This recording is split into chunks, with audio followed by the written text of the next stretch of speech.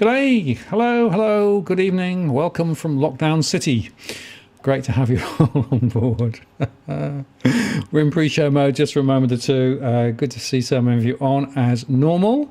And Smooth is already getting the trivial composition underway. Thanks, Smooth, appreciate that.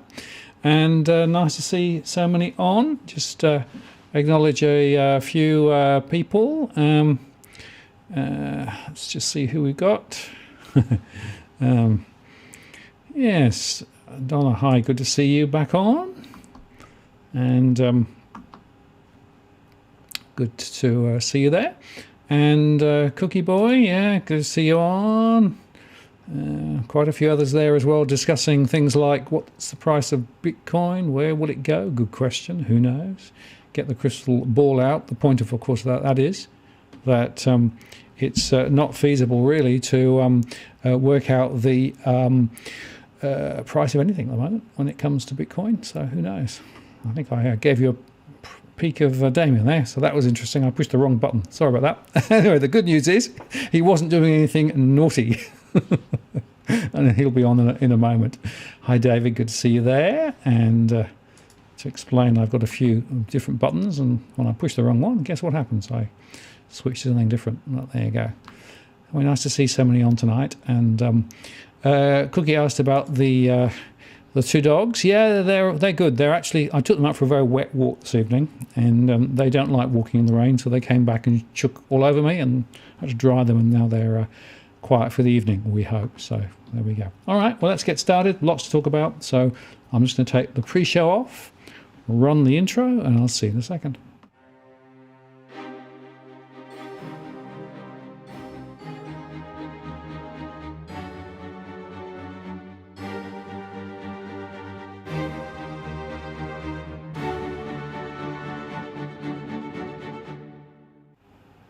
Well, good evening and welcome to this live stream event on the 29th of June. Oh, I will get the date right one time. 29th of June. And great to have you on board. As normal, we're going to do a few introductory remarks and then bring our guest straight in. So, as always, let me just highlight the fact we're not talking about financial advice here. We're not giving financial advice. It's a general conversation. Do please play nice in the chat room. And no racial slurs. We do moderate the stream. We will chop people off if they get antsy. This is out the 29th of June 21. If you want to get my attention or ask a question, then use @WalkTheWorld. And I've also enabled Super Chat, which allows you to make sure your question gets to the top of the list. And indeed, if you want to make a contribution to help us do what we do on the channel here, that would be greatly appreciated. We don't do this for profit. We do this because we're really interested and concerned about the current situation and the financial decisions that people are making. And if we can help make better decisions, then that's a good outcome. So that's how I think about it. Anyhow, without further ado, as it's the last Tuesday of the month, I'm very pleased to have Damien Klassen from Nucleus Wealth on, and I'm going to bring him in now. Damien, are you there? Martin, how are you? Yeah, very good. How are you going? That's not too bad. The shoe's on the other foot for a change. It's Tuesday, me in lockdown, and you're free. Whereas, we've got the opposite for a change. Yeah, it's spreading, isn't it? Unfortunately, and it's very interesting talking to a couple of people today in the SME sector who were just sort of swimming, keeping their, at water level, as it were. They jettisoned a lot of staff.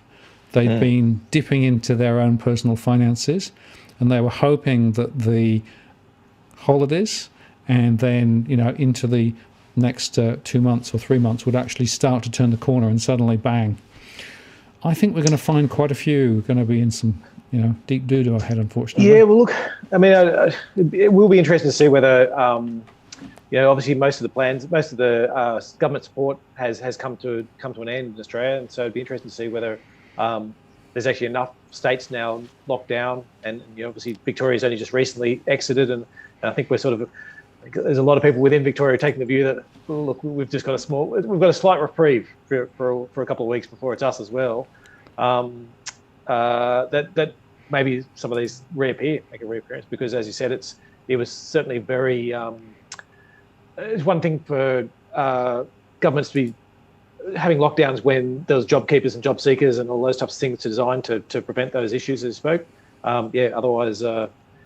So certainly on high alert at the moment for signs of danger. Yeah, absolutely. And in New South Wales, they have actually announced now some support for businesses.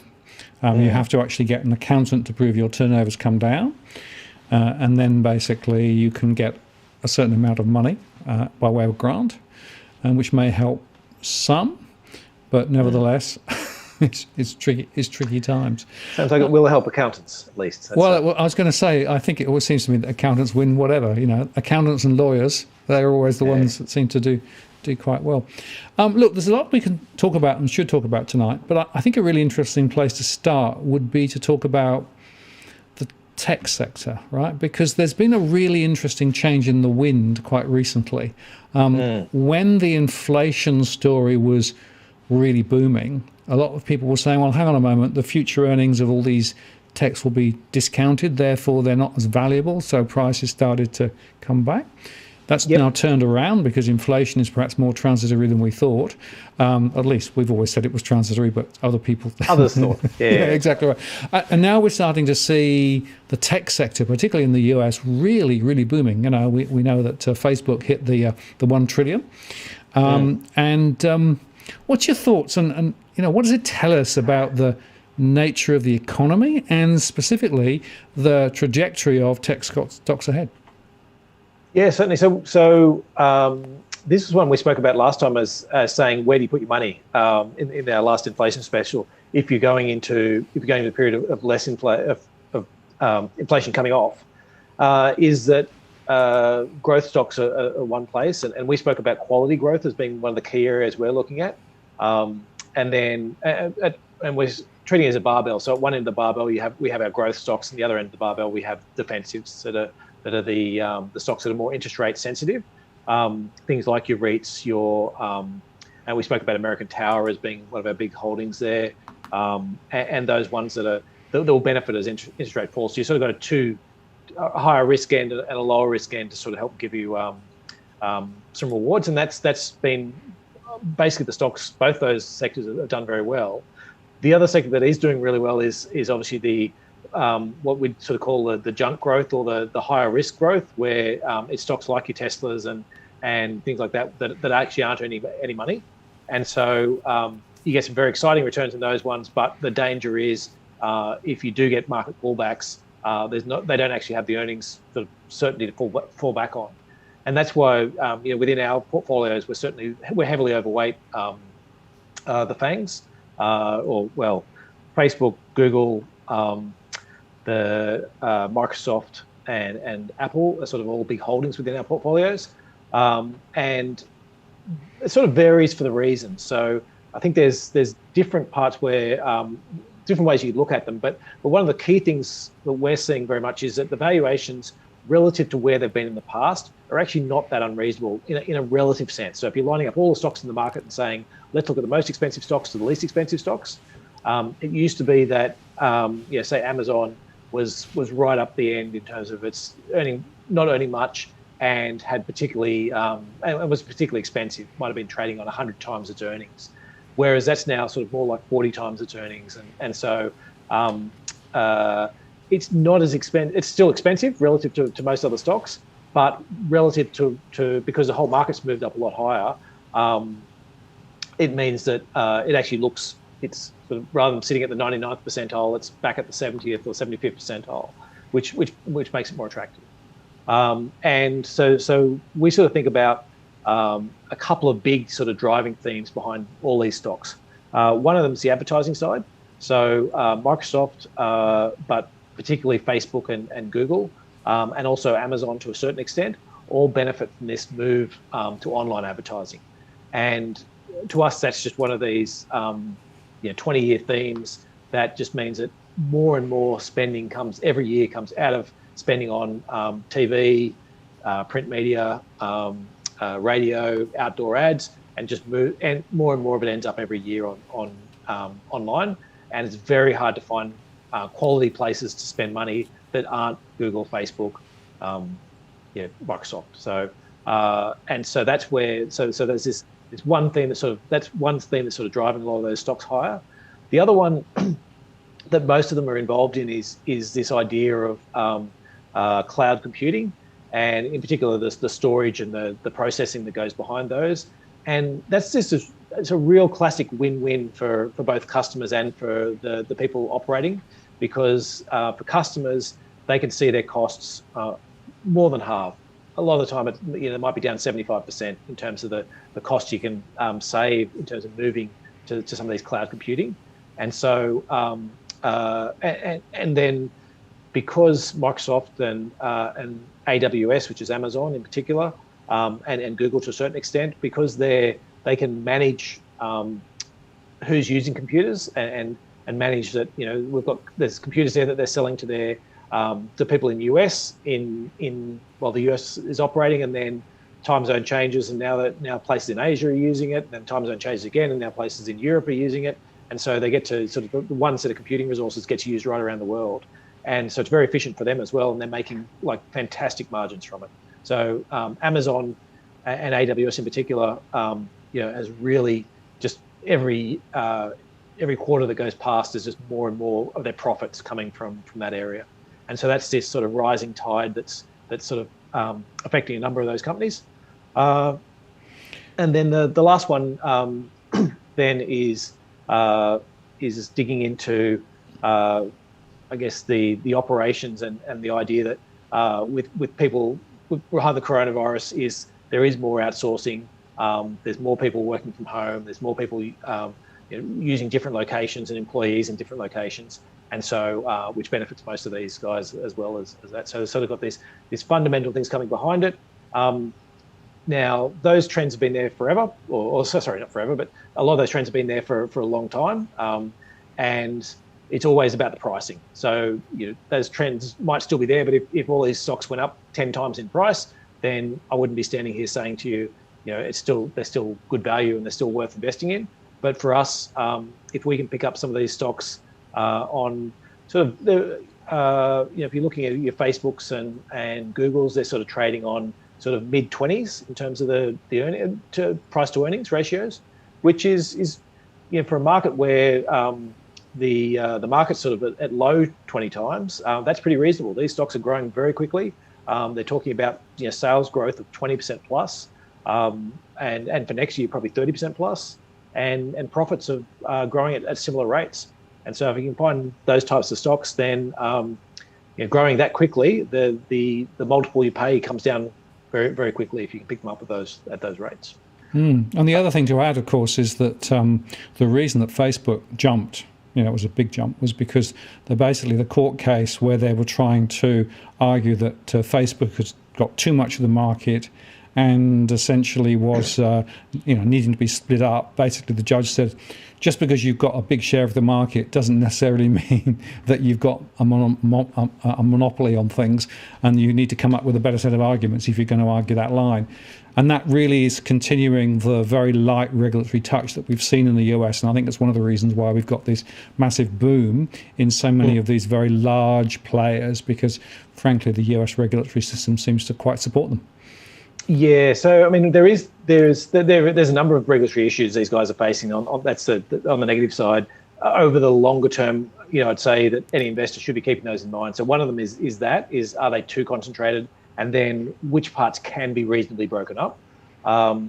So and I guess as well, how much value does the company genuinely like how much is the government right versus how much are they wrong? Because if the government's got a concern about, say it's Google, say it's Facebook and Instagram, and saying no, you shouldn't be allowed to own both those because they're in similar markets and competing, and so you need to split them into two companies. Is saying, well, how much value does Facebook genuinely get from holding those two, and how much as two separate companies would they be worth on their own? And so if the answer is it's absolutely crucial, they must have both of them, because if they've got both of them, then there's all these benefits. Then that splitting apart reduces value for everyone. But if the answer is there's actually not a lot, and that both could operate as separate entities and still keep growing their revenues quite quickly, then from a shareholder saying, okay, well, I've got a share worth $200 and now I've got two shares worth $100, there's not a lot of difference from that perspective. And I guess so from our take is it varies by company. I think Google's probably got more. They're probably doing more of the. They're probably more at risk, I think, if it got broken up. But the flip side is it's actually a lot more deeply embedded in terms of how they're doing things, and so a harder one to do. And the other question then is that will take political capital, and I think my take would be that Biden doesn't have heaps of political capital at the moment, and the political capital it would take would generally be from his own party to convince them, because I think the Republicans would be quite keen to be given Facebook and had taken Trump off, and Twitter had taken Trump off. They're quite keen to put more regulation on. So I think you're sort of waiting for a Republican dominated House before you're going to see that. So we've got 3 years to run, and so before I think you'll see too much there. One of the other one is the tax side. A lot of these guys do have what I would call at least creative tax accounting, and in terms of how they're transferring profits to low taxation environments. We've seen the G7 start to talk about ways to get a global minimum tax, and so that is a longer term negative for these companies. Having said that, the rates we're talking about at the moment of 15%, not really enough to sort of trouble the scorekeeper too much. It's sort of more, it's more. It would be more making sure that things don't get dramatically worse than where they are already. It's not as if Google and Facebook are all of a sudden going to be back to paying 20-25% tax rates in the US. So so I think it's there's certainly risks with them, and I think the longer term issues. But my take would be the next 3 or 4 years are relatively clear. And those risks, given the growth rates you're getting from these companies, those risks are certainly manageable within it, and reassessed to be reassessed continually at a later time when potentially they're more likely to actually come up as a regulatory issue. Absolutely, and it's worth I think reflecting a couple of things also. The international situation might be different. So in Europe, they are being slightly stronger in terms of the regulatory imposition on some of those organisations. Yes. France, for example, has put a digital tax on. Now, if they get some sort of agreement on the minimum corporate tax rate, that might actually then turn some of those off. So there's quite a lot to play for there. But it seems to me that even in that worst case scenario, these large organisations are relatively insulated from quite a lot of those risks. And the other is they're so deeply embedded in the way the internet works and the way that security works and the way that people go about their business, and it's how it's connected to the devices. It's almost impossible to unscramble the egg. It's certainly very difficult. Yeah, absolutely. And I think that's what I was talking about in terms of the Google one in particular is they've sort of very much embedded the top to bottom advertising part. And they made a number of acquisitions in the past that they probably shouldn't have been allowed to, but now that they have and they're embedded, it's difficult, very difficult to unscramble that. And you flip around to someone like an Amazon, and Amazon's, I think there's some quite reasonable issues about Amazon not paying enough tax and creative as well. I think all of these companies do have that in common, and so you should be seeing higher tax bills. But it's a sort of interesting question for those is if there are a lot of shops around and Amazon are competing with a lot of shops, the fact that they've become dominant online and there's lots of other online operations, is that penalising success as opposed to having a real reason for it? So yeah. And it's interesting if you compare the performance of, let's say, Facebook, I think, which was up 65% over the year plus, right? And you compare that with the index, it's outperformed the index. It's also outperformed dramatically the broader S&P 500. And this sort of highlights the, technology world versus the sort of the old world, as it were. And there is definitely a difference of behaviour and difference of performance amongst those two areas. And yet, only a month ago, people were talking about rotation out of the techs into, the cyclicals, into the financials, right? Now, what's your sense there in terms of the relativity between those two sectors? Look, we started rotating the opposite direction into the techs and out of the value stocks. We started probably about 2 or 3 months ago, and then sort of up until this month we've been continuing that sort of trend of just getting more with the idea that when people are concerned about value about inflation in particular, is that you'll see the value stocks, the cyclicals, your banks, resources. They're the types of stocks that'll perform quite well. And so the idea is if you think there's another leg up to the inflation one, and that we are headed for more inflation scares, then this will reverse and go back to those cyclicals. Our view is that, as we've spoken at length on your program, is that it is transitory. And so this move you've seen into value was always going to reverse. I guess the question will come in sort of 12 to 18 months when we start to see Biden stimulus plans in terms of infrastructure starting to kick in. We start to see some genuine recoveries from coronavirus, assuming that by that stage we've got vaccinations around most of the developed world and you're starting to see some genuine uptick in terms of that. That's when you'll probably expect that same thing to rotate back and for value stocks to have a sort of another turn in the sun. But we think that's far enough out that that there's still a good case for quality growth stocks at the moment. Okay, very interesting. Now, one of the things that sort of is bubbling around is this inflation or not question, right? And we actually did a few shows together talking about this and came down more on it's tactical inflation rather than strategic inflation, if I can put it like that, right? It's to do with the base effect. It's to do with the COVID and what happened there. And it's interesting because the inventory super cycle. Yeah, the inventory super cycle, which I love. It's interesting that I think it was the Samfang Fed came out with quite an interesting report, and they actually broke down the CPE into that which was actually insensitive and that which was sensitive to the COVID, right? This is the COVID, right?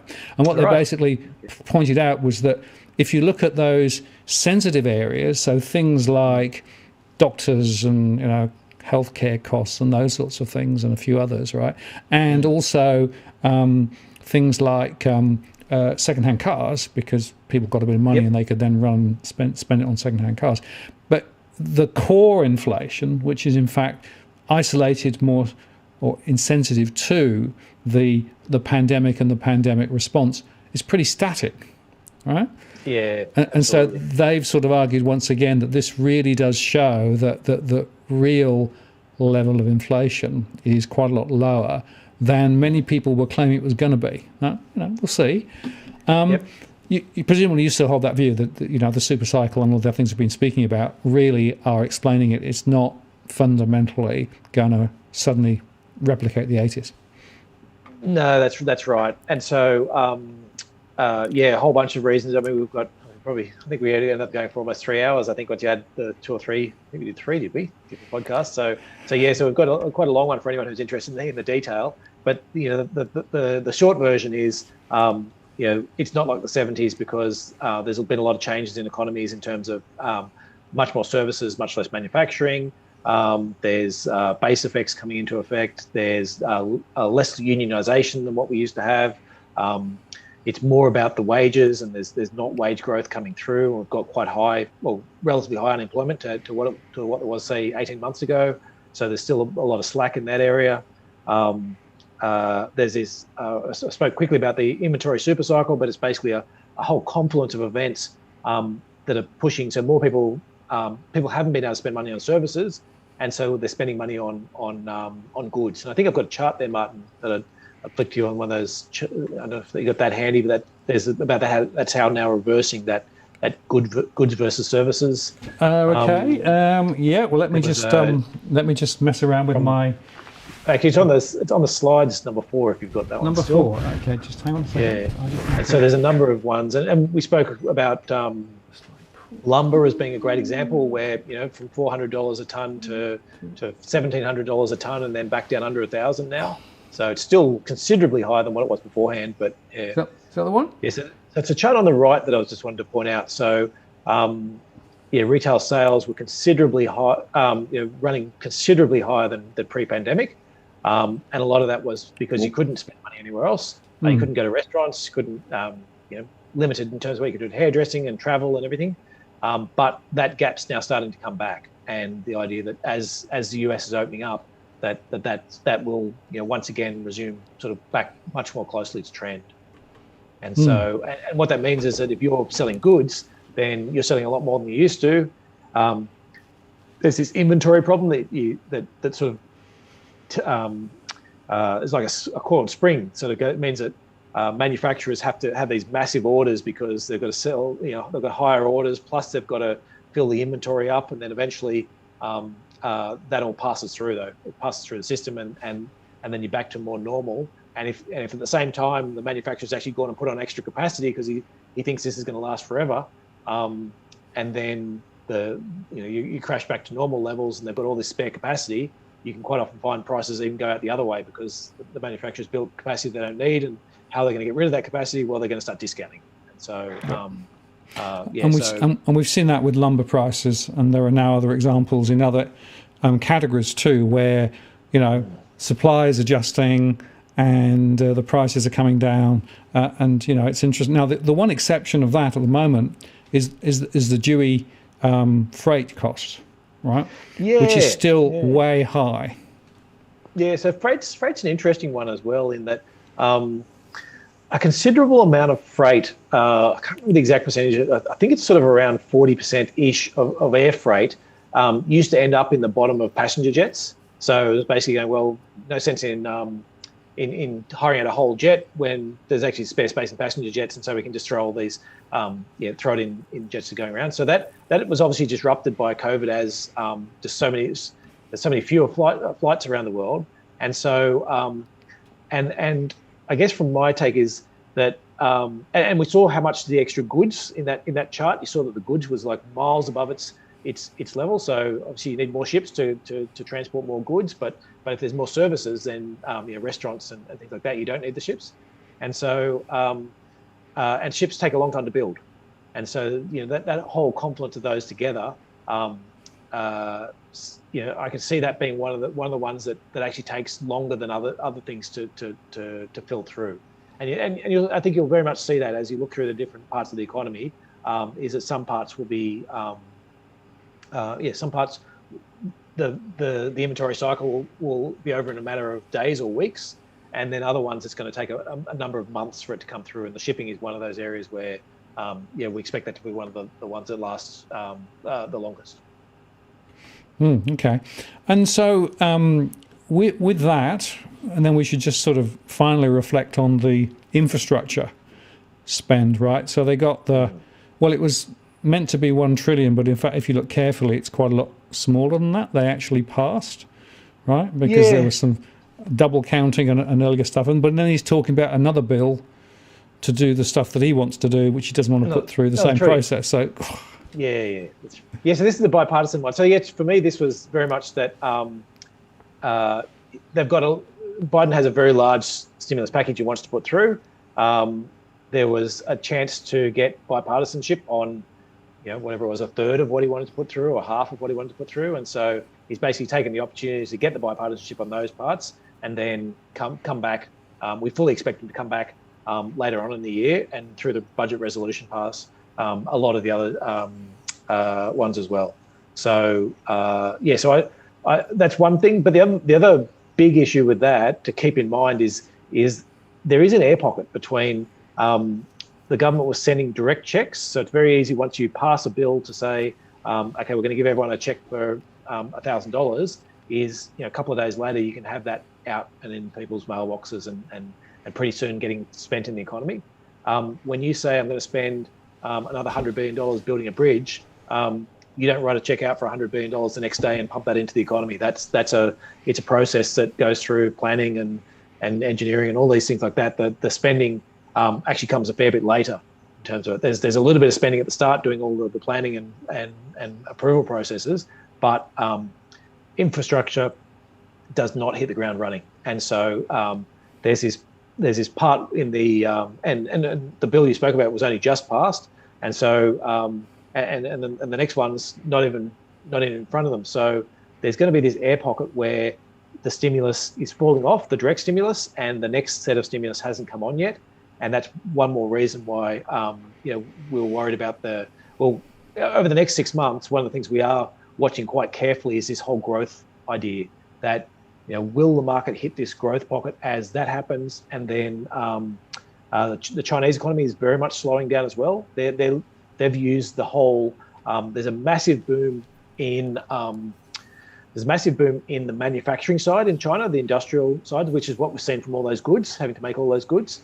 And so China 6 months ago started building a whole bunch of extra apartments and doing a lot of infrastructure.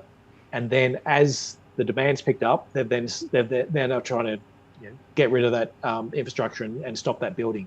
And that building part is a lot more important than many people think, especially for things like commodities. And so and we read through that in that report as well about inflation, just the whole issue that could, over the next 6 months, we actually see a bit of a growth scare as China slows down and then this inventory super cycle comes to a finish and the US infrastructure hasn't started yet.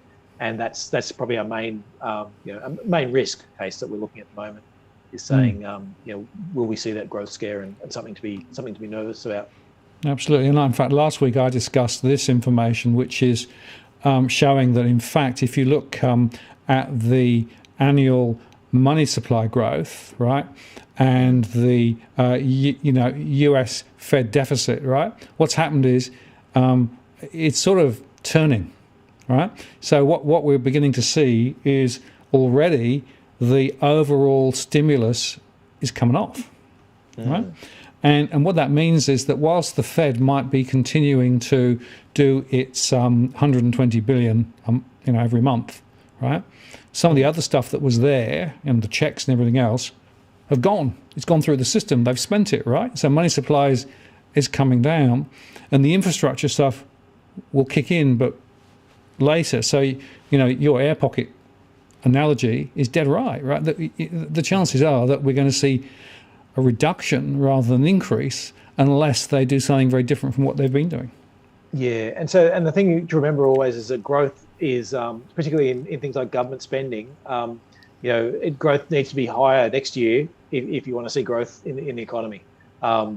It's one thing to say, oh yes, they're still spending 120 billion, but if it was 140 the month before, then that's a decrease in the amount. So the private sector will pick up to take off a number of that, but I guess that's the whole part is where I'm talking about the growth scare is not certain, but it's a very reasonable risk case, and it's a considerable risk case that we're playing with such large numbers that they don't get the handoff exactly right, and that the stimulus isn't enough to support the economy, especially if you're you see variants that mean that there's some more delay to the opening up, and so the economy might not be picking up as much to help offset the withdrawal of the stimulus.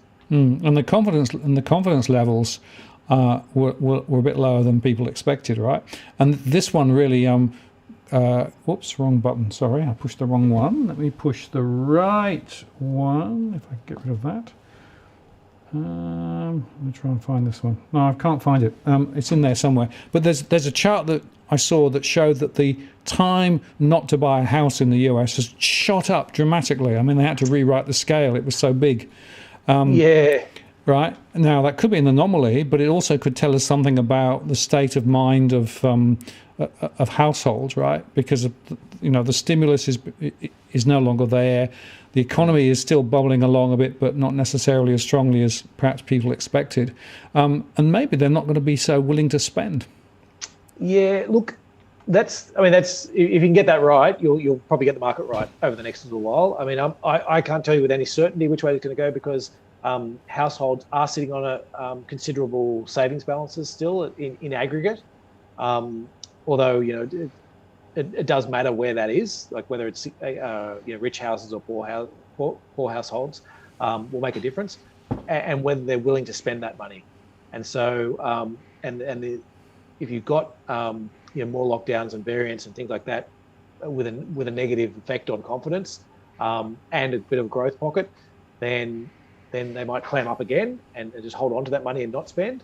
But the flip side is if you get up enough momentum that they are confident and they go and throw that money back into the economy, then that's going to be more than enough to sort of push you through that air pocket and out the other side to where you have got real stimulus. And so that's really where you need to be watching. The key places I'd be saying is that one, and the other one is the Chinese growth over the next 6 months. Inflation, assuming we're right on inflation, but assuming we're right on inflation that's coming off, the next question is those two growth centres and what they're doing in terms of that. So I can't tell you exactly, but we know what we're watching for, and that's part of what I'm sure we'll be back talking about those themes over the next 6 months. Right, and it's just worth pausing here and saying, we're talking about the US and we're talking about China, right? And some people might be sitting on the stream saying, why are you talking about those overseas markets, right? What about Australia and what Australia is up to? We should just pause to reflect the relative size of the relative markets, right? And frankly, there is so much influence that those two big markets have on our market that you can't make decisions locally without understanding that broader context. Yeah, absolutely. And so if you took, say, the Australian bond market and you looked at the short-term rates are very much driven to what the RBA is talking about and what they're doing. If you look at the long-term rates, it's all about what's happening to global bond markets. If global bond markets move up by 1%, then the Aussie market yield will move up, at a similar amount, plus or minus a little bit. So, in terms of that's in terms of the bond market. In terms of the equity market, the Australian economy is very much looked upon as if you're an international investor, as a supercharged way to play economic cycles. So if you think if you think the economic cycle's headed up, then you go and buy Australian because you'll pick up on the currency and you'll pick up on things like resources and other, mainly resources that's leveraged to that world growth, and with the view that if resources are going up, then some of those profits will be recycled back into the Australian economy and push up house prices and other things. The flip side is when it turns, there's a double negative on the downside. So when I was saying it's a supercharged way to play world growth, that's the way an international investor will look at Australia. The benefit for Australian investors is when we're investing the other way out, we actually get a hedge on it. So when world growth's going really well, the Australian dollar is going up, and so that sort of we pick up on the stocks and give up some on the currency. But the flip side is when the bottom falls out, then and stock markets crash, and we saw that very much during the financial crisis. We saw it during the COVID crisis. Is that the Australian dollar falls quite dramatically, and that cushions your investments overseas. So your stocks might be down by 20%, but if the Aussie dollar is down 15, then net you've actually only lost 5 by investing in international equities. So that's quite often we quite often use that as a way to effectively help hedge clients' portfolios in terms of saying, yes, if you're taking some international exposure, if you're taking exposure to stocks, but you're taking it in international, then you can see that some of these negative events, you've got a lot more cushion to the portfolio and taking a lot less risk than you might otherwise think you are. Right. And interestingly, of course, until quite recently, we were getting a lot of inflow investing into Australia, right? It's beginning to turn a bit, I've noticed. Well, that's the inflation trade. If you're worried about inflation, quite often the recommendation is to buy resources, and Australia's got some of the best quality resources companies in the world, and so that's where the money flows to. And so I think you will see that reverse as assuming we're right on the inflation and it does keep fading, and it is this handoff to growth and the switch that we spoke about, then you're likely to see the Australian stocks, underperform international stocks. And so, and keep in mind though as well, there are a lot of Australian stocks that are effectively international stocks. So, and I'm almost going to, I'm almost completely contradicting myself by talking about BHP and Rio and everyone, but I think putting those aside, they are international stocks very much on their own, but they're not the ones I was talking about. Things like Computershare is effectively an international stock that's listed in Australia. Brambles, CSL, Cochlear, all those types of stocks are effectively really international stocks that just happen to be listed in Australia rather than stocks that are really leveraged to the Australian economy. They're far more exposure. Afterpay is an example as well, right? Because it's reached out into many other parts of the world.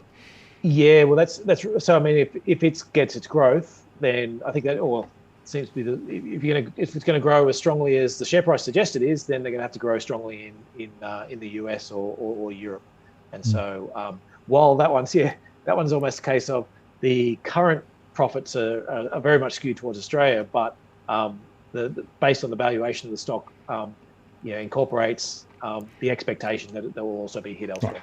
And that's why when the inflation expectations were stronger and therefore the future flows were discounted more heavily, their price came way back, whereas now it's moved up quite smartly because, of course, the inflation perspective has changed. Yeah, absolutely. Yeah, and so those are the ones. I mean, the danger with growth stocks is always that it's already priced. So it's a bit like if you're at the horse races and you're saying, well, here's the horse that I'm pretty sure is going to win.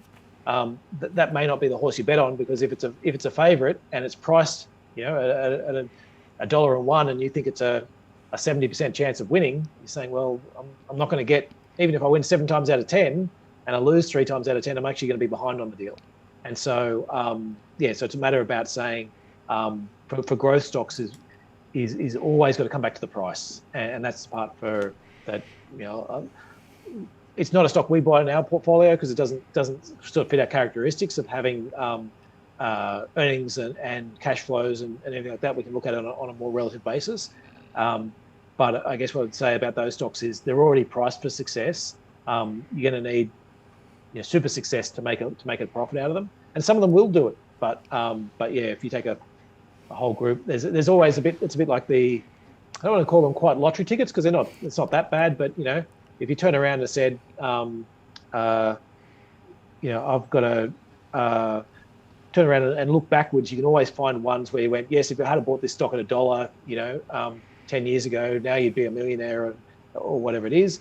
But for that sort of is the counterfactual, saying, well, if you bought all the stocks that had that characteristic, there's a whole bunch of them that are now broke, and there's a bunch of them that have halved in price, and so hindsight, exactly. Eh? It's about finding the ones. Whereas I think you find that with the bigger stocks with earnings and it's a lot more, and you can pick up at a reasonable valuation. You find that on average, most of those stocks will be winners over that time frame, versus taking the more speculative end, where you're basically saying, I'll hope that I'll buy 10 stocks and I'll hope that I get 2 big winners out of it rather than 1 big winner, because otherwise we'll be in front of behind. Yeah, interesting. And taking the conversation a bit further forward, iron ore is a critical element of the Australian economy, right? It's one of our big success stories so far. This post suggested that China's perhaps ponying up with Brazil to try and actually help them with their infrastructure to be able to get more of the iron ore from there. I noticed that some of the recent Treasury forecasts for the future price of iron ore was significantly lower than where it is. It's above, 200 US at the moment. And going back to your super cycle question, right? And I think, every time I think about it in the context of iron ore. You got to say the chances of the iron ore momentum maintaining its current level over the next year or two is probably quite low. Yeah, well, so I want to be very careful as well to say the super cycle I was talking about was an inventory super cycle, which is we're short on goods, and that means there's going to be this real demand for goods, all this extra supply, all this extra demand. It's a very short-term cycle. People talk about commodity super cycle, and I absolutely don't think we're in a commodity super cycle. That's commodity super cycle is what we saw from the rise in China, where the amount of iron ore doubled and tripled that was needed, by the world economy as China rose and started spending up really, really big on building its cities. In the end, iron ore is a bet on Chinese building. That's where the vast majority of it goes. And China has obviously banned a whole bunch of things from a whole bunch of Australian exports into China because it's trying to teach Australia a lesson. The flip side is, we've never exported more in dollar terms because the price of iron ore keeps going up. So they would love to diversify from there. There's a couple of ways they can do it.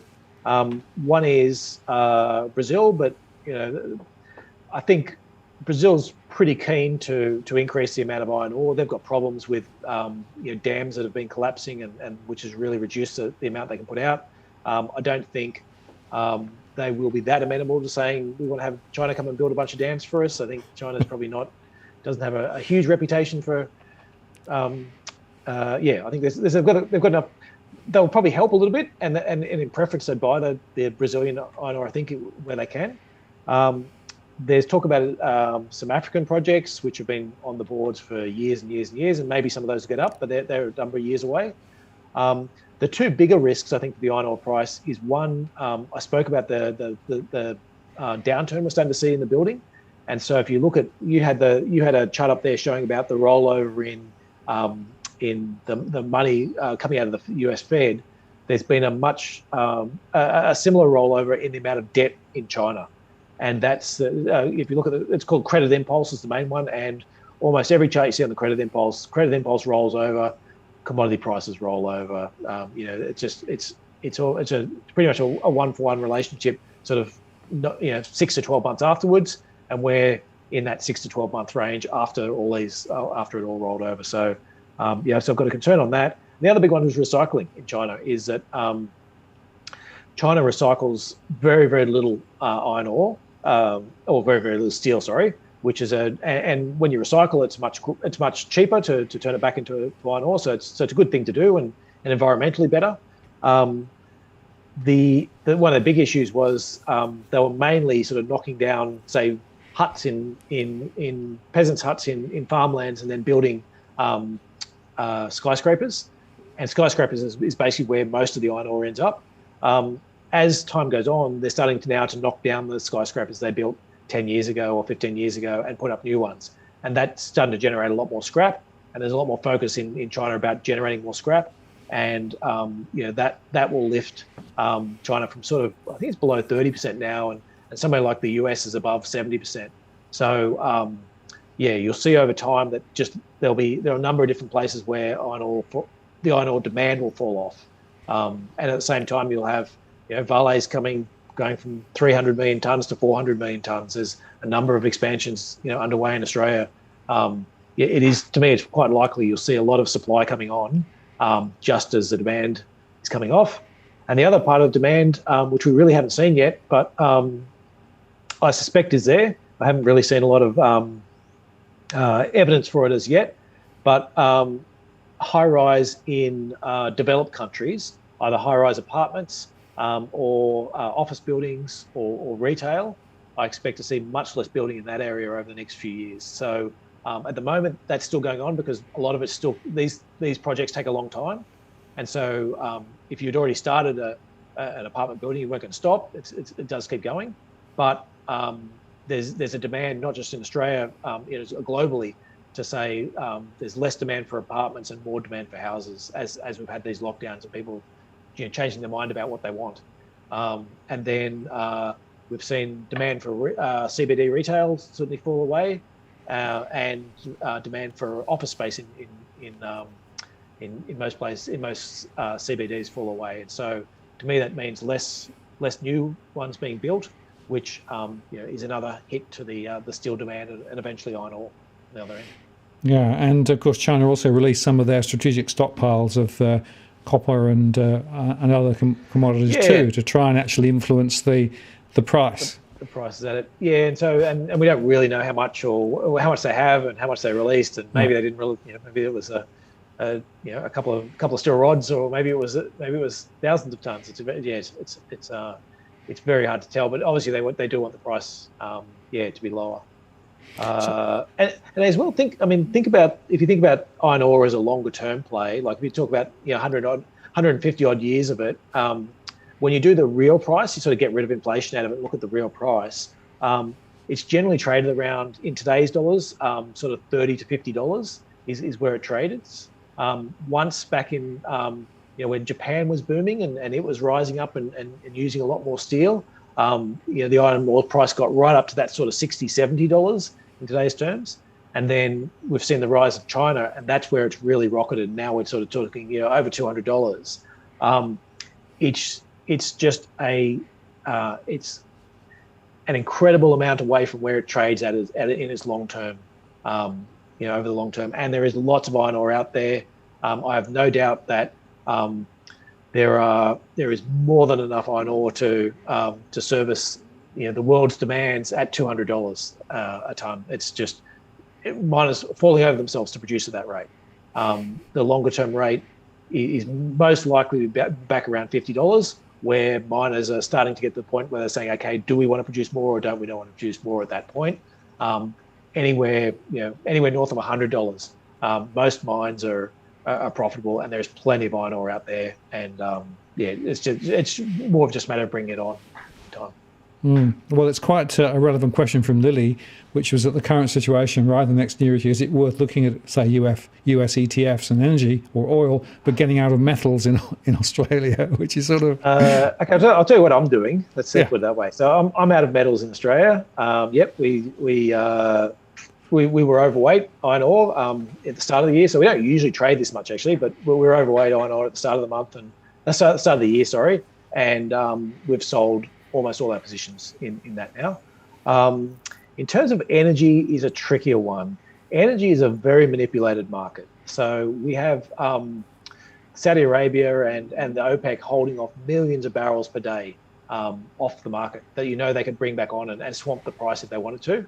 On the other hand, oil is very different to normal metals in the way that it's produced, in that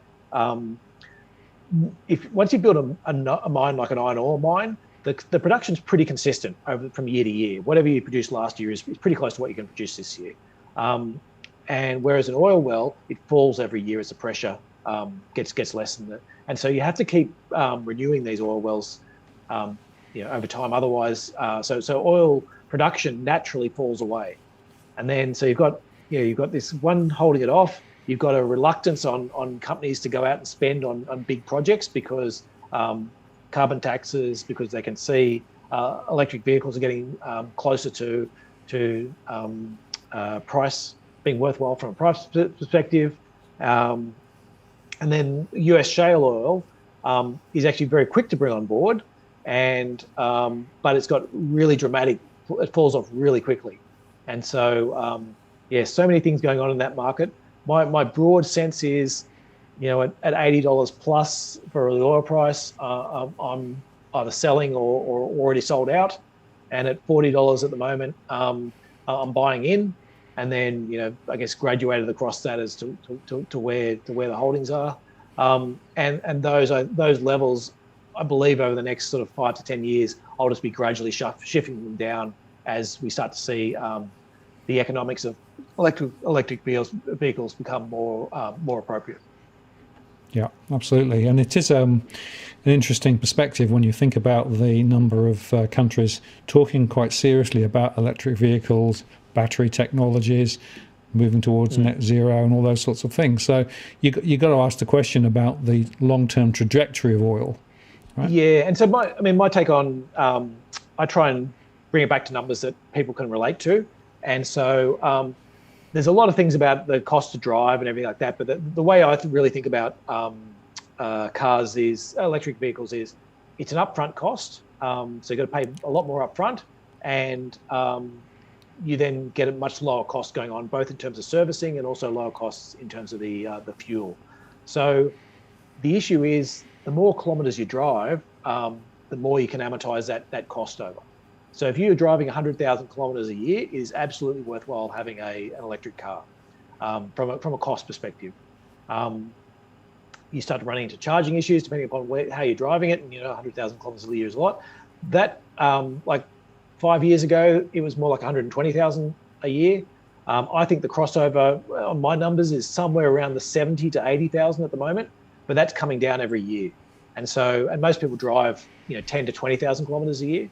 So we are seeing those costs come down, and they are coming down quite quickly. And so for commercial fleets, you're probably there already in terms of it being more economical. And I think once you hit the stage where it is economical, that's where, and you can do that through subsidies, like places like Norway are doing that through subsidising the cars to help get them, to help bring that away.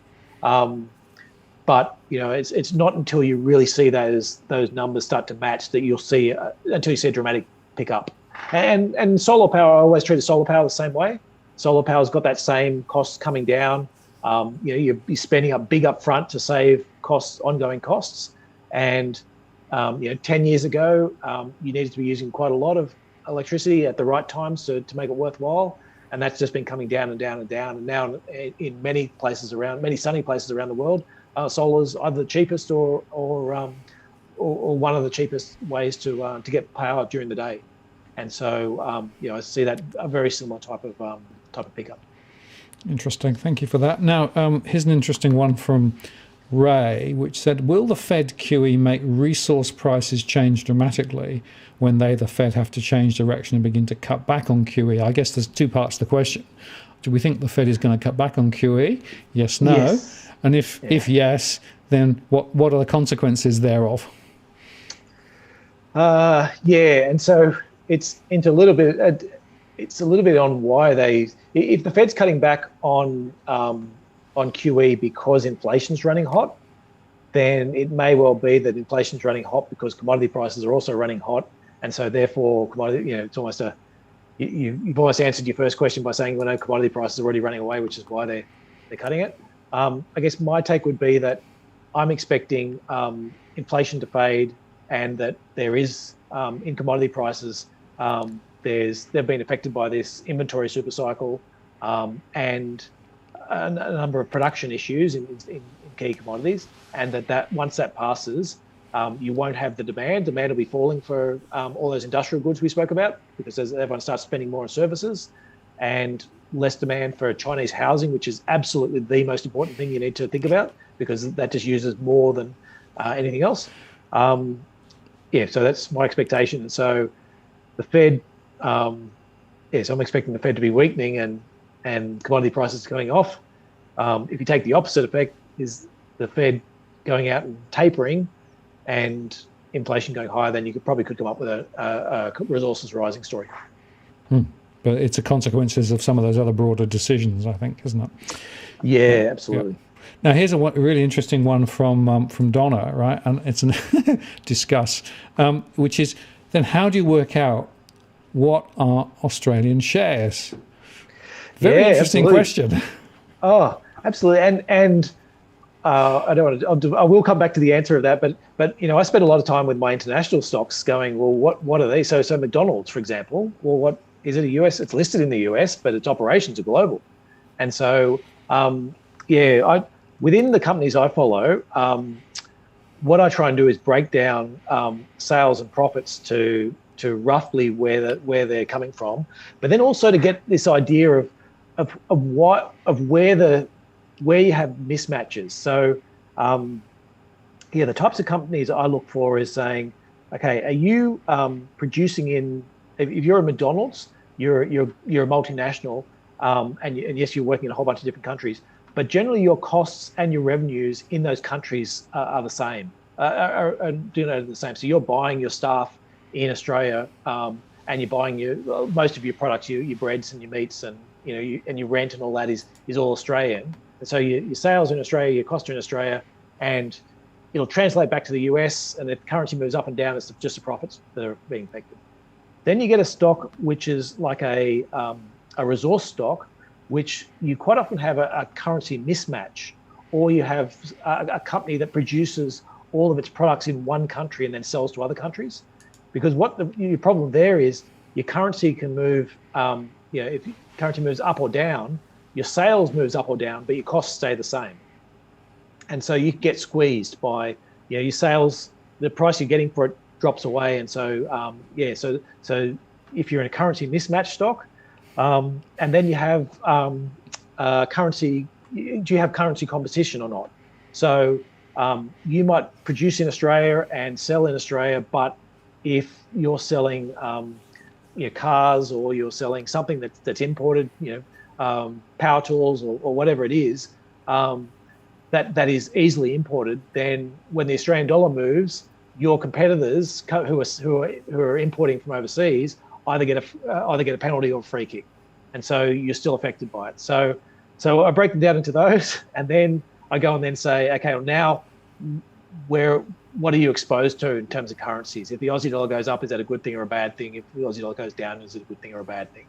And so, so it's a long-winded way to answer, but it's for me, it's about actually getting quite granular about what you're buying within each of the stocks, and actually understanding where your exposures are.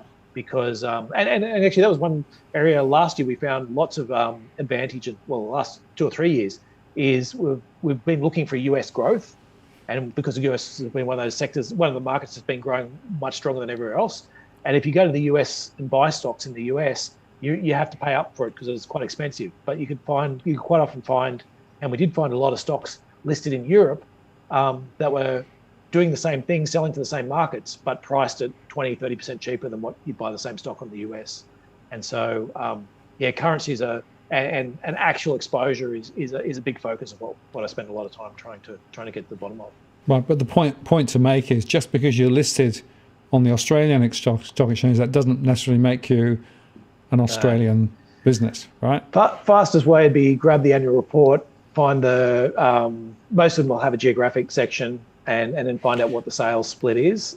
Some of them will give you costs and things like that, which can sometimes be confusing. Start with the sales is a good place, but sometimes there's sort of transfer of profits, and things like that go on, and so it can lead you a little bit astray. But understanding what you're getting is important in these things for whenever you've got especially if you've got a company with a currency mismatch. So you're producing goods in Australia and selling them overseas. You need to know that's the costs are Australian dollars and the income's US dollars, so that that's a recipe for quite volatile profits. Yeah, and most annual reports would have that sort of information in because they are really obliged to disclose some of those things, aren't they? Yeah, and I'm pretty sure even I want to say the Yahoo Finance would have some divisionals. I hope, but there's definitely. There's software, there's paid software out there where you can get it, but a lot of sort of news services sites, or like broking sites and things like that, will quite often have divisional earnings, which might have geographic breakdowns as well. Yeah. Now, Cookie asked a question which I won't put up on the screen because it's further up the screen, but he said, in today's crazy market, what PE do you think is considered high in inverted commas? Oh, yeah. Discuss. What do I think is high, or what does people think is high? Look, the average, the PEs are close to about 20 times at the moment. Internationally, the Aussie PEs are a little bit lower, is the average. I think PEs below 15 would be thought of as cheap. PEs above 40 are expensive, and now and beyond, in between that, it comes back to a bit of the eye of the beholder. I still, if I'm buying stocks on 20 times earnings or above, I really want to see some good earnings growth coming out of it. Like I'm not in it to pick up a 5%, 5 or 6% earnings growth. I want to be able to see 15% or better, which is why what I was talking about before, some of those Facebooks and Googles that you can pick up for 20 something times and get 20% growth on look more attractive. But there's other people out there who'll tell you that 25 times earnings is only a little bit higher than the market. There's a company that's growing at 8 or 9%, which is a good growth rate, and so it's worth it. I don't want to sound too old, but that feels, I feel nervous at that point. Yeah. It's a depends question, isn't it? Because also different sectors have traditionally different PEs. I mean, financial services compare with some of the tech stocks, right? Yeah, absolutely. And the cyclicality of stocks. So, we just sold some cement makers earlier on, last month, and I think they were sort of on 12 or 13 times earnings, and for a cement maker, which is a pretty boring, low growth company, that to me that's getting quite expensive. We bought them when they were sort of 8 or 9 times price to earnings ratios, and so once they're up 20%, then I'm more than happy to be tipping out of those and into something else. But there's growth stocks, or even just moderately, interesting stocks with good margins and more stable profits that I'd love to buy at 12 or 13 times where we sold these stocks. So yeah, very much the horses for courses. And Cookie Boy asked us a subsidiary, which was, do you think rates are going to rise in Australia next year? No. I think, I'm expecting that that the RBA is right. Inflation's transitory. That will come out of as government stimulus is withdrawn. A lot of that will be picked up by private companies, but it's not going to be enough to sort of push us forward. And that we have brought forward a lot of the so the first home buyers and the building grants has brought forward a lot of the building, which is great for the economy for the next little while. But I'm not quite sure what the next leg after that is where that's going to be driven from.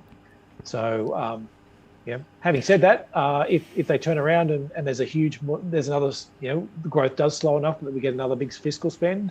Let's say there's an election coming and we decide that there's funny that everyone needs more money. It's now build more car parks. It's a job. Yeah, that's right. Oh well. I'd like them to go beyond announcing more car parks to actually building it. They actually go ahead and build the car parks. That'd be useful. Announcing the car parks is a different one. But maybe it's a job keeper for politicians, effectively, where we need a lot more money spent, and so that could see rates rise if you get enough money spent. So I don't want to. I think we're in a very interesting place, but I think the glide path at the moment, absent other impulses, is no. There's not interest. There's not rate rises, but we're government driven. So it's whether it be the bankruptcies, whether it be the amount of money from the central banks, whether it be ASIC allowing or encouraging people to borrow more money rather than sort of more responsible lending standards, whatever the case is, it's driven from a government perspective at the moment. And so from an investment perspective, we just need to keep coming back to that.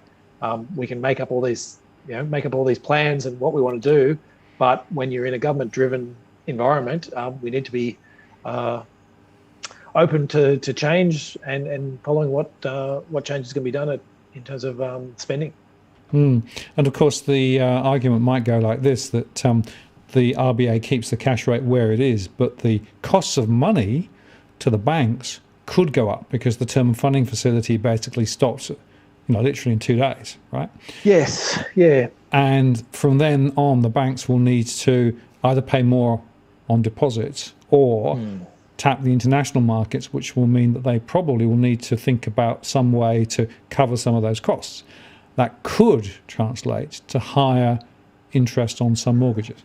Yeah, well, I would think that. I mean, my expectation is that you'll see fixed rates go up, and you've already seen that at the margin. There's already been a few banks sort of putting them up. So yeah, I'd say that's the case. But the flip side is, if we do get a bit of a growth scare later on this year, and China slows down, and iron ore, then maybe it's pretty quick and easy to turn that TFF back on again. And so I'm actually surprised they have turned it off, I suppose. That Europe never actually turned theirs off. They put it on as a temporary one, and must be 5 years ago now, and it's still going. It's still going, exactly right. Any sign of weakness, that'll get turned back on again. So right. I guess what I would say from that is, I wouldn't go banking on any that being off forever. And I would argue that the fact that they've come out and said they're happy to extend help to people who are actually currently in lockdown, all four of the big major banks have come out with that, I believe that will be a precursor to the TFF being extended. Right. Yeah. That's we'll see. Could be wrong. Yep. I certainly wouldn't bet against you on that one. I don't know if it'll be extended, but I'm certainly expecting. I'm expecting the way things are going that by the end of the year that we probably will have some more support in terms of that, as if we're right and inflation's rolling over and starting to see. Because the other thing is we will see the base effect go the other way as well, where the latest stuff starts to become the base for next year. So it's a continuous process. Now, there was a question asked by Debt and Regret quite a lot earlier, but I didn't bring it in earlier because I wanted to sort of cover the international side first. It's a property related one, right? But I'm interested in your perspective. He's talking about Southeast Queensland, and the question is, where do we think the property market's going? Now, I always say, and I think you probably would agree with me, you can't talk about the property market, right? There are multiple micro markets in multiple different parts of the country, houses versus apartments, et cetera, right? We know that houses are quite hot, units less so, but we also know that Queensland's been doing significantly well because of all the interstate migration, and we think that's probably going to continue. So I don't know whether you've got any perspectives on the property market, but I'll give mine in a second. But I thought we might just spend a moment or two talking about that before we pick up some of the other questions. Yeah, well, okay, so there's a whole bunch of layers to this. It's still quite attractive, buying versus renting, relative to where it's been in the history. In terms of Queensland, if you can afford the deposit, then the ratio of rents compared to the payment on a mortgage is quite attractive relative to history. So that's supportive. I sort of had a slight problem in the whole. If you're thinking about it, this is a 6 to 12 month issue. I'm hoping the question is coming from a question of timing, from a point of timing. Should I buy now if you're committed to buying anyway? Or should I sell now if you're committed to selling anyway? But because if you're thinking about buying and then selling, 6 to 12 months, I don't think you're going to get a good return, on enough of a return to pay for all your stamp duties and all those other things that go into it. So I guess what I'm saying is if you're going to buy, if you're talking about this as a buy, you want a 5-year or a 10-year view. And so we've got a property calculator on our website, nucleuswealth.com, that sort of gives you that type of feel for and compares the cost of renting and buying. So yeah, very much recommend popping along there. But if it's a question about saying, look, I'm committed to buying anyway, or I'm committed to selling anyway, do you think? I think there's a decent chance that the current demand starts to tail off, but whether that's enough for prices to fall, I suspect not. I suspect you're still going to see at least mild price rises, unless you saw either a dramatic downturn in the economy, in which case there'll probably be interest rate support, and that in terms of that growth hole I was talking about. So yeah, so I'd say property prices are probably all right, absent catastrophe over the next 6 to 12 months, and that the Southeast Queensland, the rent versus buy adds up. The rental returns up in that part of Queensland are much higher than anywhere in New South Wales, anywhere in Victoria, right? By a factor of, in some cases, 2. So there is a very strong investment calculus in that part of Queensland, right? Yeah. More so for houses than apartments, actually, but it's still pretty strong. And then the other thing, of course, to bear in mind is that these property price moves that we've seen in Australia have been replicated in pretty much all Western economies. The data came out today from the UK. The average house price in the UK has gone up, I think, by 13% in the last year, right? And some averages higher. Interestingly, London less so. So some of the other areas outside of London actually performed way better than London did, which is interesting. And it's the same as what you're seeing here. People are like, if it's a choice being locked down in London in a small apartment, or I can go and now I can work from home more often. I can go and live 2 hours away. It's the same, exactly the same phenomenon, right? And that's why Southeast Queensland is an interesting example of that. We're seeing other regional parts. A lot of people have moved out of Sydney down into the Illawarra, where I am, and therefore prices in Illawarra have gone up, in some cases, 25%. You know? Well, and there was a survey that in the US, I haven't seen something similar in Australia, but if you see one or hear of one, I'd be interested to find out about it, Martin, where they were looking at the number of people that were moving. I think there's a couple of states. I think it was somewhere, let's say it was somewhere like Austin in Texas, and they were looking at how many people had moved, what was the usual number of people moving to that state from interstate and buying houses, and it might have been whatever, 10, 20%. And then now it had moved to like 80%. And so the issue was, and that was forcing all the prices up because people were coming in from, say, San Francisco with much larger, they sold their houses and they've got these much larger balances, or they had higher salaries from working in Silicon Valley, and they were coming across and they could get to work there and keep their higher salaries. And you're like, okay, you can see why that's pushing prices higher and helping out. But then you say, well, is that a permanent feature of the market? So if you think that prices have shot up because there's been this influx of people moving from interstate, and that's going to keep on going for the next 5-10 years, then that will help support those prices to keep pushing them higher. But if it's a short term, there for a year or two and then returns back to normal, then there's obviously much less support for prices. And then and also if there's an expansion of house building, and there's certainly an element of scarcity at the moment, which is changing up those. So once that removes a bit. Yeah, it's interesting because in some cases listings are moving up a little bit, but the intention to sell for the apartment sector is very, very strong at the moment in a number of other areas. So it'd be interesting to see. And again, I think, I keep coming back. You've got to go to micro markets to understand the property sector. You can't just take these high level indices for Sydney or Melbourne or anything, because they're relatively meaningless. Now, there's an interesting question from Vincent again a bit earlier on about the total amount of leverage in the whole system, right? We've never had more leverage than we've got, right? If whichever way you look at it, right? There's the amount of debt in the system is huge, and some of that's highly leveraged as well. And there was a statistic that I saw the other day that it would take longer than ever for all the debt that currently exists in the US corporate sector to be repaid from cash flow out of the corporate sector. It's never been that high. Right? And so it's a conundrum about the amount of debt in the system. Now, rates are really, really low, and I think we both probably would hold the view that rates aren't going to go massively high in the short term. So the debt is probably sort of serviceable for a bit. But the question is, is there a limit, or do you think we can just go on leveraging forever? Yeah, I think there's a limit. I mean, it makes the issue a lot more fragile. And the more you get, the more debt you are, the more when you do have that. When you start letting companies go broke again, then it starts creates bigger issues by having more debt. So you mean markets? Letting market forces actually work? Yeah, well, yeah, and that's the question in its own right, isn't it? Will they ever be allowed to again? But I guess what I'd sort of go through and say, well, where can we get more debt? So Australian households are pretty full. Maybe you can get a bit more in, but you're starting to get to the your wafer thin mint stage of the meal. Corporate household debt around a lot of the rest of the world has still got scope to grow. So Europe isn't particularly high, but mind you, they've been trying to shove super cheap mortgages down Europeans' throats for years now. And same in Japan, and they haven't sort of been managed to get it to go higher. But there is some scope there. US household debt isn't particularly high, so that's your areas where you can grow.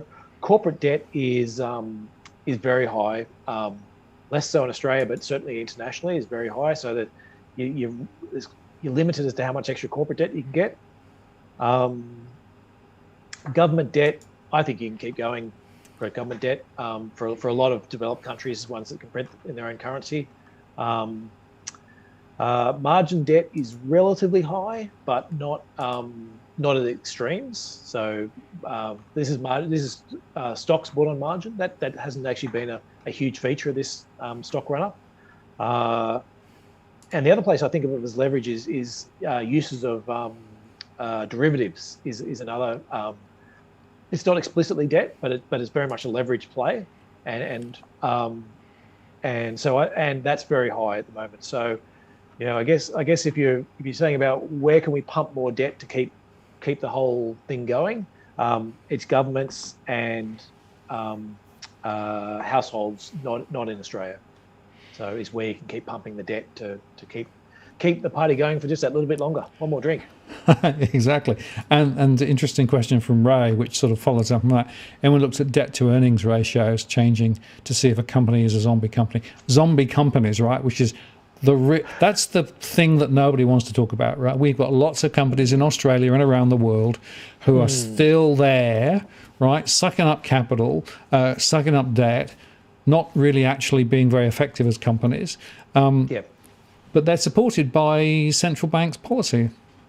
Yeah, well, and explicitly, not even policy. Like the US government was out saying, US central bank was out saying, we will buy these debt securities and to bring their cost of funding down. So there's definitely companies out there that if they had to pay a normal rate of interest, and even just if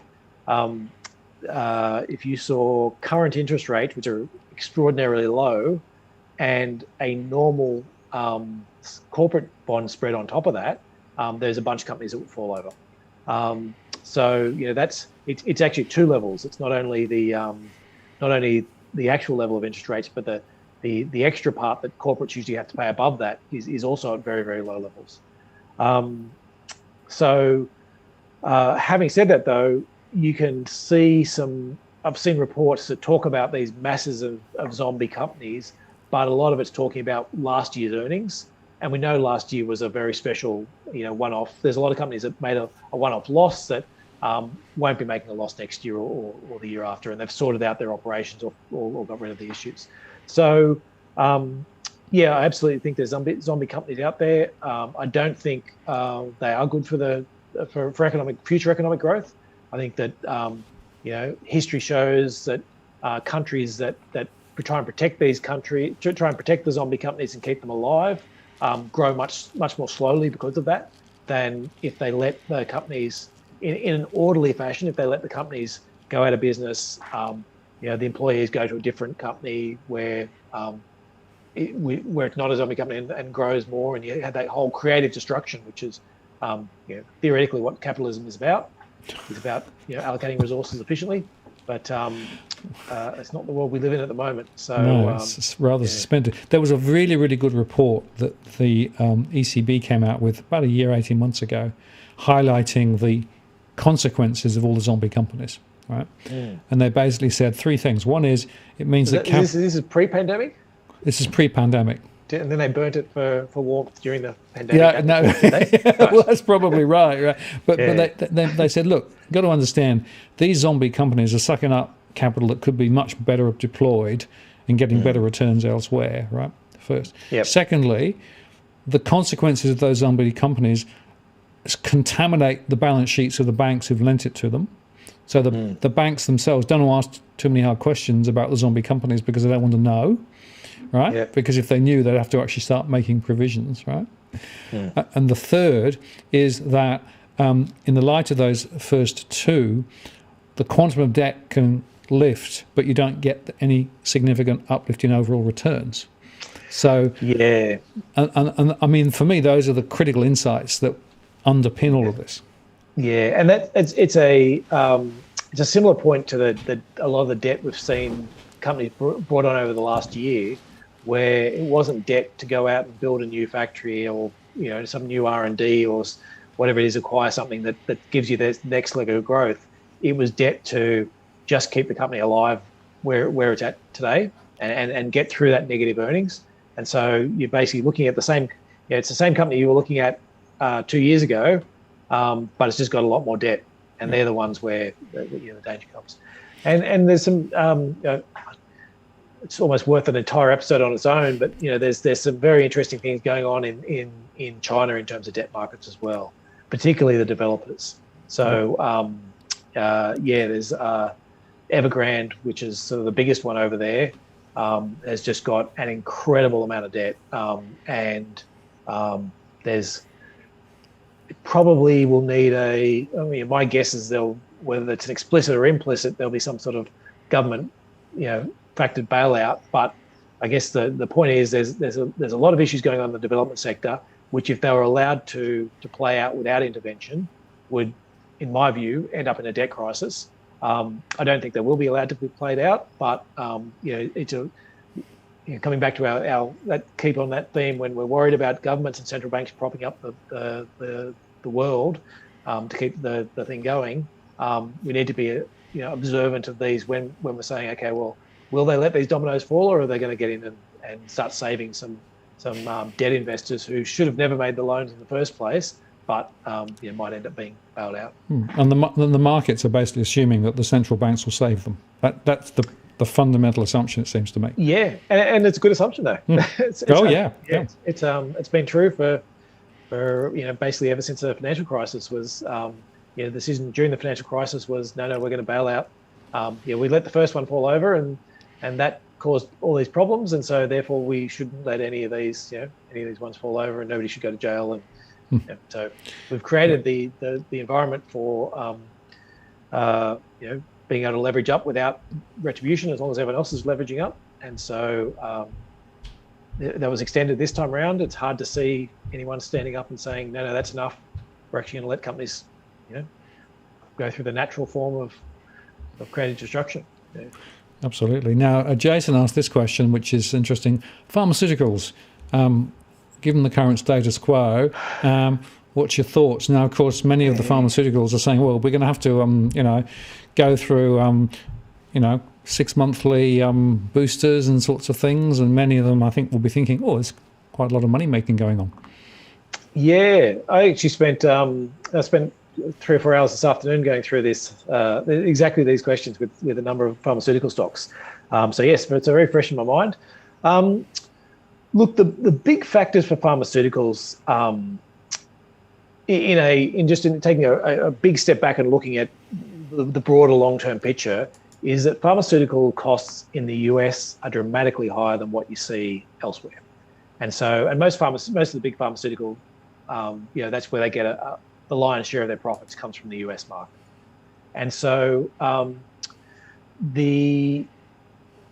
when Hillary Clinton was running, there was a lot of talk about the regulation that would need to be put into the healthcare sector. Biden spoke a little bit about it. My expectation is that that they won't do anything this time around. That they've got enough other things on their plate to worry about picking fights with pharmaceutical companies, and that there's probably a bit of kudos in the US and a bit of support for pharmaceuticals in that they have saved the day in the US in terms of the vaccines have come out, and they've been quite extremely quickly developed and all that stuff. And so the US, which was doing a terrible job with management of the coronavirus, has seen a bunch of its own companies be the leaders in terms of vaccines. So my guess is that you won't see any of that, which is your big danger for pharmaceuticals. And so beyond that, they generally look relatively cheap. You find you get ones like Bristol Myers Squibb and mental blank on some names now, that are trading at they're quite cheap. They're trading all at levels that are around sort of, you can pick them up for 10 times earnings, maybe 12. Some of them have expiries of patents that you always need to be quite careful about what you pick up. And then there's another batch of some of the ones like say Novo Nordisk or Eli Lilly, or that are in sort of sexier areas, and they'll sort of be in the PEs of like low 20s, and so it's that trade-off between value and quality that you've got to make within those. And so within what we're buying, we buy quite a lot of pharmaceuticals in terms of number, because our view is very much that the pharmaceutical companies themselves don't really know which drugs are going to work and which ones are going to be successes and failures, and so they tend to take lots and lots of bets. And we're a little bit the same in terms of saying, well, there's some areas we particularly like, say things like obesity drugs or diabetes, where we think there's a structural growth in those over time. But as a universe, we're trying to trade off that buying the good quality pharmaceuticals or the cheap ones, and a mixture of both of them, and trying to spread our bets between them. So we're not hugely overweight, but we've certainly got a decent sized holding in it, and I'd recommend within the portfolio that pharmaceuticals do make up a part of that. And one more disclaimer: the Aussie pharmaceuticals are very expensive. Yes. So CSL's 40 times, which is like basically more expensive than most other pharmaceuticals out there. Absolutely, yeah. Very interesting. Okay, well, we're coming up towards the end of the show. I've got two last questions. The first was reverse repos. We just need to touch on this briefly, right? Because it's the thing that nobody wants to talk about, right? Just to be clear, right. US banks are basically putting a lot of that money that was given by the Fed to the banks back with the Fed because they can't find anybody to lend it to. Discuss. Right. So now we're talking about plumbing of the financial system, really. So yes. I guess there's two ways you can look at this. There's plenty of places on the internet you can find stories which is basically saying, here's something which doesn't really make a lot of sense, and here's this plumbing is going to get all clogged up, and it's going to be the end, and that's what's going to cause the next crash.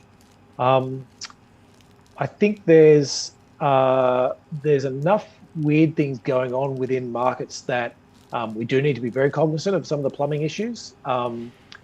My expectation is that you will see the Fed step in to clear up those plumbing issues as they occur.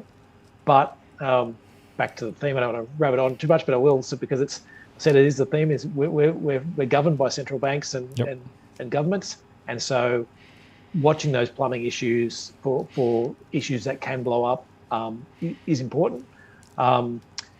So I think that Biden stimulus is probably more important than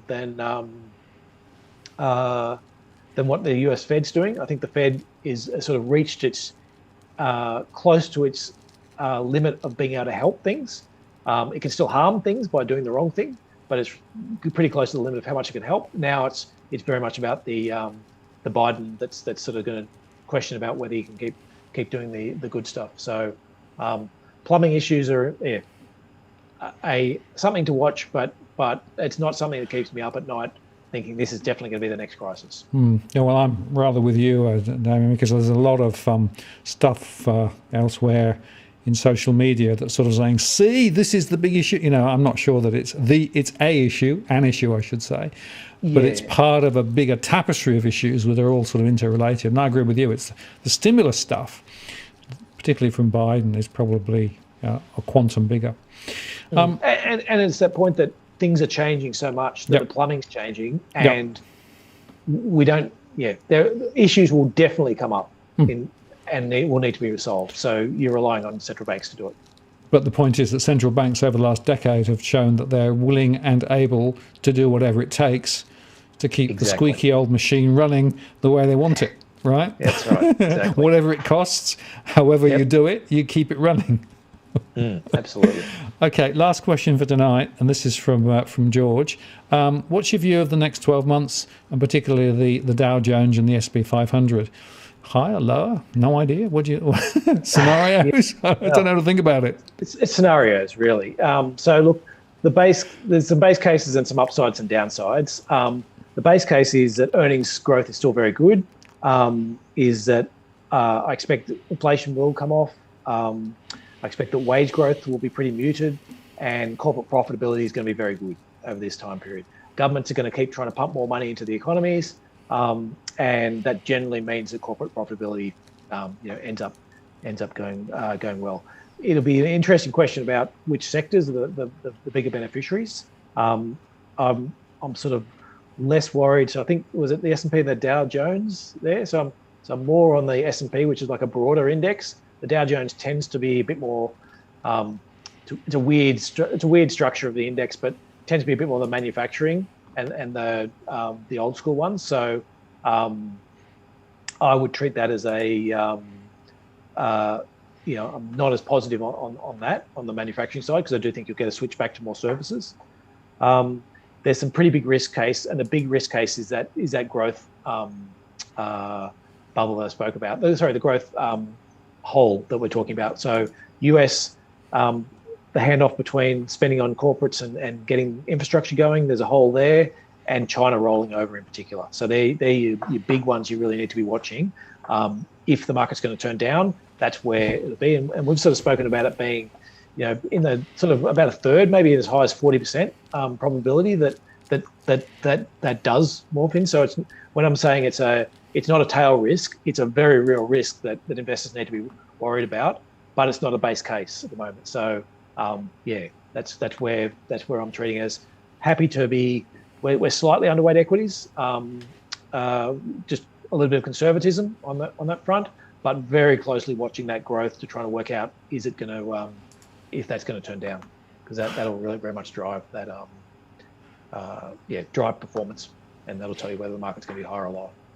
And the point of all of this is the level of uncertainty that I certainly see is as high as I think I've ever known. Right, there are so many variables, and there are so many ifs and buts, and there are so many assumptions. Right, I don't think anybody can be absolutely definitive about where we're going to be in 12 months' time. It's just you got to try. Expensive as well. That's the other thing, which makes it a much higher risk. Yeah. So if markets were, rather than being 20 times, if they were 10 times, I'd say to you, the markets will probably be higher. And you know what? If they're not higher, who cares? It'll be down a little bit, and there's plenty of upside, and you're getting lots of corporate growth and all that type of stuff.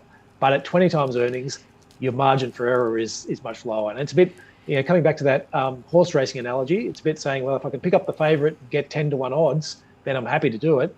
But, when the odds get back to 3 to 1 or 2 to 1, now it's a much more important decision about how likely is that to occur. Still the favourite, still the most likely to win the race, but you're going to make a lot less money from investing with that. And intuitively, with markets so high, the chances of it going a lot higher is probably lower than it coming back. But I don't know what that probability is, right? You do have some downside skew, but on the other side, you've got some people with printing presses who are on your side when you're buying the market. Yes, that's exactly right. Well, we're really coming to the end, but Cookie Boy just sent me a chart, which I'm not going to go through in detail with you because I don't think we can do it today. But he basically listed out some of the top performing growth investment funds, right, workplace super funds, and he was highlighting the fact that some of them over the last year have done really, really well, some of them less well, right? And, the fact is that a lot of super funds have had a really good year. The interesting observation is that those people who sold out, a March year plus ago are probably regretting it now because the markets came roaring back, right? And I think the observation here is you've got to look through the cycle a bit, right? When you actually make thinking strategy and also thinking about returns. I think there's a number of studies out on retail investors talking about retail investors versus professional investors about the returns they get, and they tend to have roughly about 2% underperformance on average, and the reason is usually because of timing of the market. Is that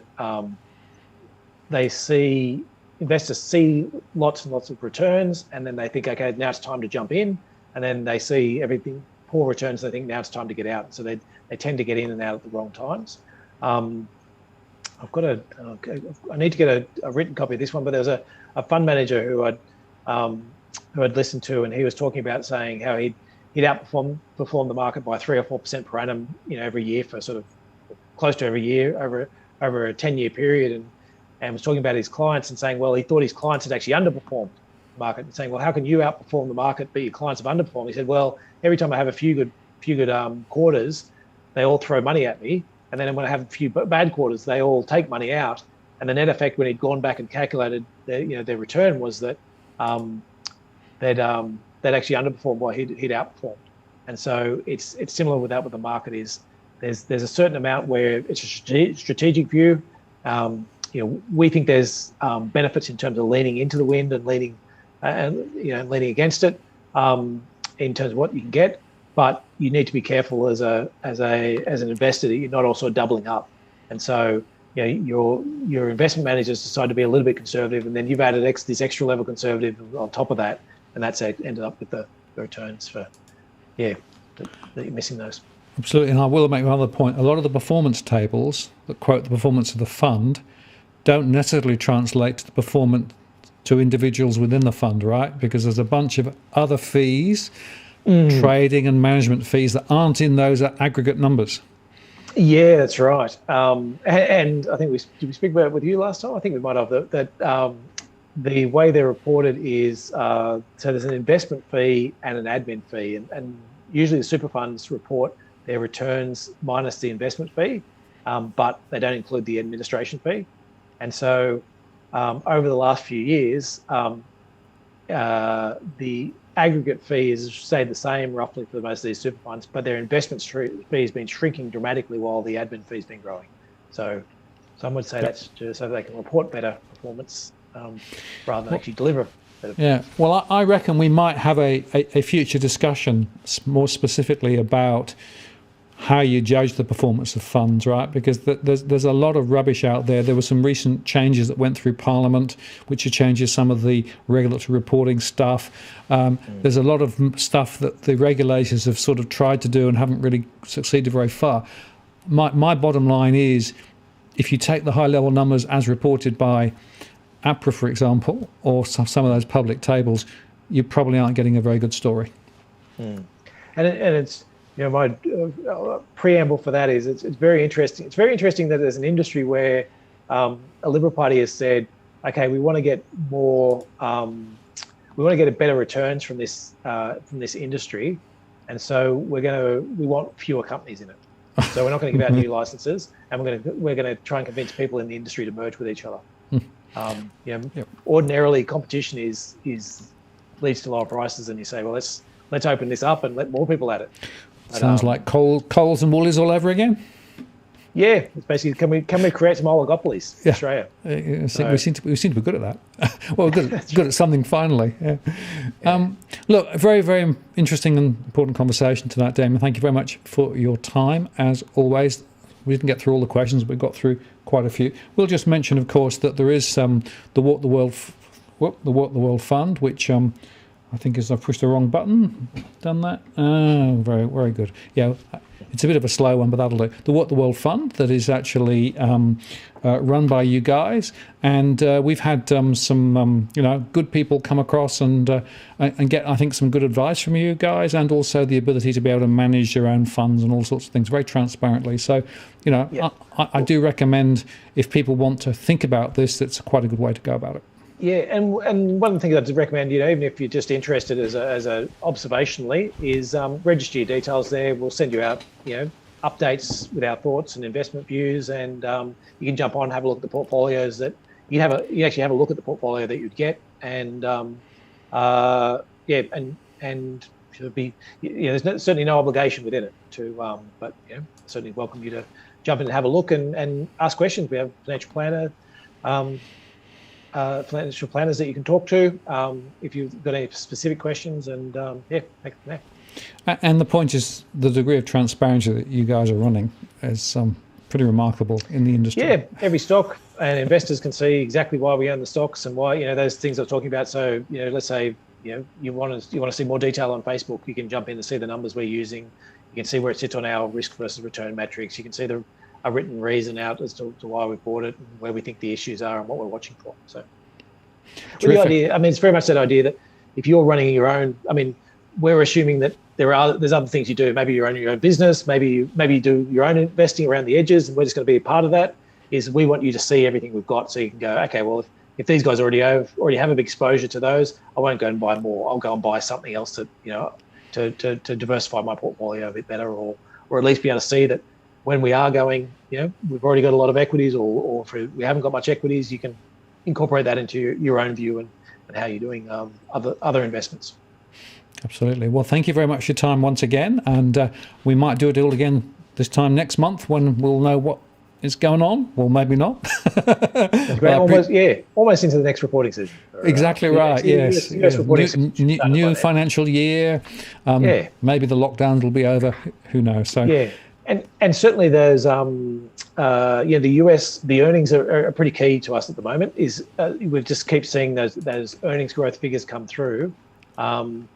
We'll have that we'll have the first week or two of US reporting season, so we'll be able to talk a lot about where they're at and whether we are still seeing that earnings growth coming through. Because once that stops, that takes away the justification for markets trading on 20 times earnings. Absolutely. Well, thank you very much once again. Really appreciated all your insights there, and I'll look forward to picking up the conversation down the track, and have a wonderful evening. I'm going to take you offline and I'll close out the show. See you later. Thanks. See you. Cheers. Well, there we go. That's we've gone way over time, but he's always generous with his time. So thank you very much, Damien. And just to let you know that next week I will be updating the home price scenarios and the stress information. There's some big moving stories to talk about next week, so join me for that. And I will also just mention that Smooth Operator ran his quiz again tonight. Thanks, Smooth. Appreciate that. I saw some people involved in that, so I hope that went well. And I'll look forward to seeing you all next week, and have a good time. Meantime, stay safe, and if you're locked down, be extra careful. And if you're not locked down, I hope you stay that way. This is Martin North from Digital Finance Analytics, signing off. We'll see you next time.